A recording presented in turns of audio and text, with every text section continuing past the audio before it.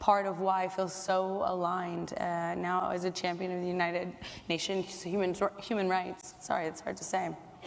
Remember her, yet the same actress that just lost a defamation suit and is currently the face of what an actress shouldn't be. Well, she's been caught up in yet another drunken mishap. And let's just say her newest escapade with controlled substances makes all of her past escapades look like child's play. I know you're definitely interested in knowing more about this, so stick with me here and let's go through all of it together. Your costume in the film is absolutely stunning. Why don't we take a look at it first and then talk about whether you were happy with this costume or not. I think we have a picture right here of you. I think many people would agree that drinking is a pretty normal thing, for a lot of people at least, but it starts to become a problem if a person's entire identity is tied to wine and drugs, more so if they are in the entertainment world. Well, look no further, as I present the one and only Amber Heard to you, as the actress was caught at an event where she was obviously under the influence.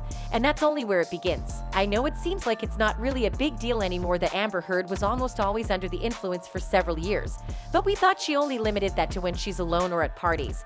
But spoiler alert, the actress has actually always been mostly inebriated, and it has been so bad that she actually attends corporate events in that state, as she recently did in a show talking about her role as Mira in Aquaman.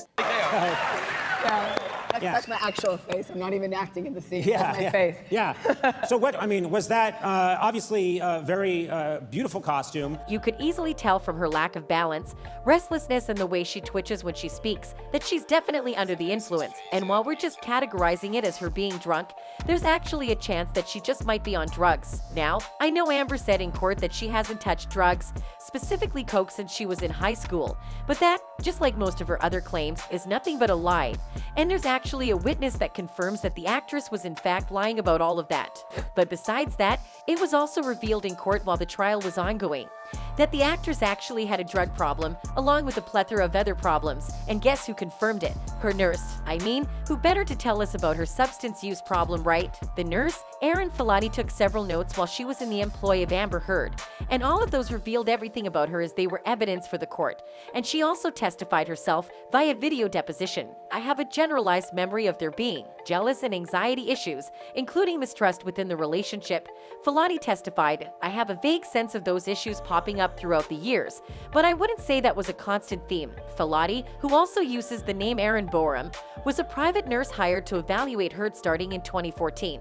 Describing the actress as agitated and screaming in her notes, the nurse's notes also cite a history of substance overuse, including an addiction to cocaine and liquor, and said Heard reports she drinks 1 to 3 glasses of red wine a day. Her notes also revealed that Amber actually has a history of substance overuse, as her mother and father repeatedly overused and became dependent on stimulants, specifically methamphetamine, opiates, and alcohol. Given that a professional already had this diagnosis of Amber Heard, it's pretty shocking to think that the actress repeatedly took the stand only to lie about her drug problems and only blame it on Johnny. And speaking of him, herein also lies a major difference between both of them, as Johnny openly admitted to the court that he did have a problem and that he found help, while Amber just made a fool out of the legal system. Well, the result of the case says everything about it. But that's not enough, as fans have also been calling her out on social media nonstop. One user wrote, Amber Heard was addicted to cocaine and alcohol. Usually there wouldn't be a need to point out someone's struggles with addiction, but considering she claimed to only drink a glass of wine and rarely or never did drugs, and instead she called Depp a drug addict. Well, if the vast majority of the public already have this idea about her,